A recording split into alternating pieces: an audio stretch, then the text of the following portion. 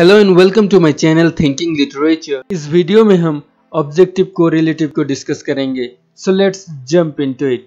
American painter Washington Allston ने सबसे पहले ऑब्जेक्टिव कोरिलेटिव टर्म को यूज किया था 1840s के दौरान, लेकिन बाद में टी.एस एलियट ने इस टर्म को फेमस किया जब वो हेमलेट के ऊपर एक एसे लिख रहे थे। एलियट के अनुसार इमोशन को आर्ट में प्रेजेंट करने का केवल एक ही तरीका है और वो है objective correlative. Eliot objective correlative का डेफिनेशन देते हुए कहते हैं कि a set of objects, a situation और ए चेन ऑफ इवेंट्स, ये सब मिलके एक इमोशन को पैदा करती है और जब ये एक्सटर्नल फैक्ट्स एक साथ मिलते हैं तब इमीडिएटली एक इमोशन इवोक होता है। अब हम इस डेफिनेशन को डिटेल में एनालाइज करेंगे।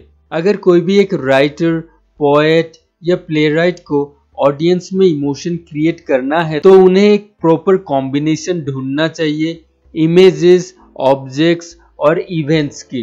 कोई भी एक इमोशन का सोर्स केवल एक इमेज या एक पर्टिकुलर वर्ड या ऑब्जेक्ट नहीं हो सकता, बल्कि ये सारी चीज एक साथ कॉम्बाइन होने के बाद एक इमोशन क्रिएट होता है। फॉर एग्जाम्पल, कोई एक मूवी में एक कब्रिस्तान का सीन जिसमें बहुत सारे आदमी काले कपड़े पहन के बारिश में छाता लेके खड़े हैं और जो पूरा आसमान है वो भी काले बादल से ढका हुआ है।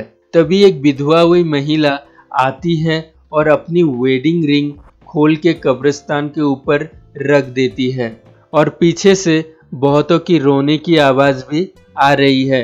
लेकिन तभी अचानक बादल के बीच में से एक सूरज की किरण कब्र के साइड में रही मेरीगोल्ड फ्लावर के ऊपर पड़ती है और वो मेरीगोल्ड फ्लावर खिल उठता है और बारिश की बूंदें उस फूल के पंखुड़ियों पर सोने की तरह चमकती है और तभी ये सीन खत्म हो जाता है।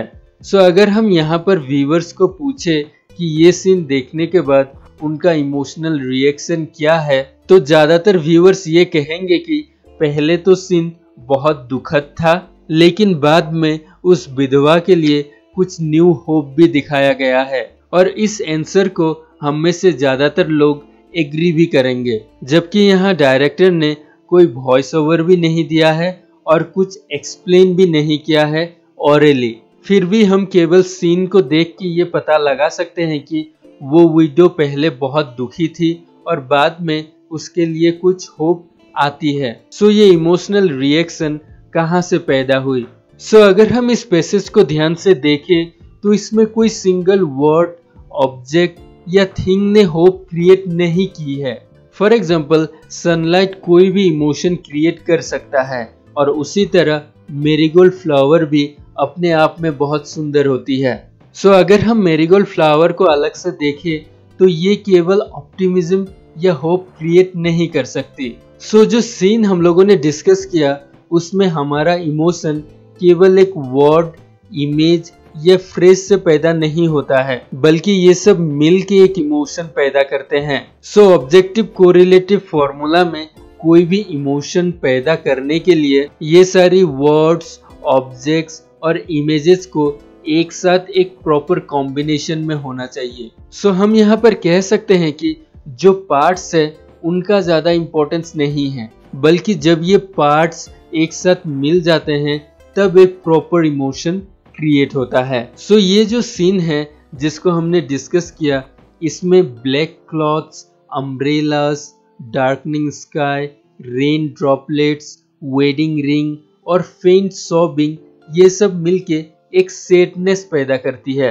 On the other hand, yellow marigold flower, shaft of sunlight और ग्लिटरिंग रेन ड्रॉप्स, ये सब मिलके एक होप या ऑप्टिमिज्म क्रिएट करते हैं और जो गुड आर्टिस्ट है वो इस तरह इमोशंस क्रिएट करते हैं।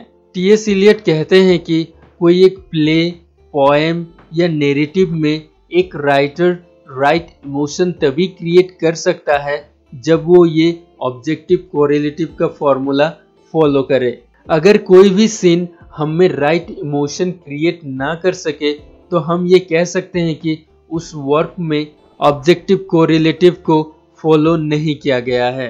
अब हम जानेंगे कि क्यों टी.एस एलियट ने हैमलेट में ऑब्जेक्टिव कोरिलेटिव फॉलो नहीं किया गया है कहा था। इलियट के अनुसार हैमलेट की जो इनिशियल कॉन्फ्लिक्ट्स थे उसकी वजह उसकी मदर थे, लेकिन जिस तरह हैमलेट अपनी फीलिंग्स एक्सप्रेस कर रहा था वो बहुत ज़्यादा और कॉम्प्लेक्स था।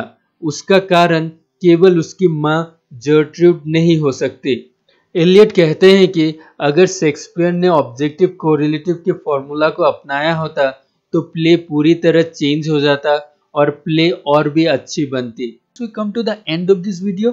अगर आपको वीडियो अच्छा लगा तो लाइक कीजिए, अगर अच्छा नहीं लगा तो डिसलाइक कीजिए और अगर नए हैं तो सब्सक्राइब कीजिए।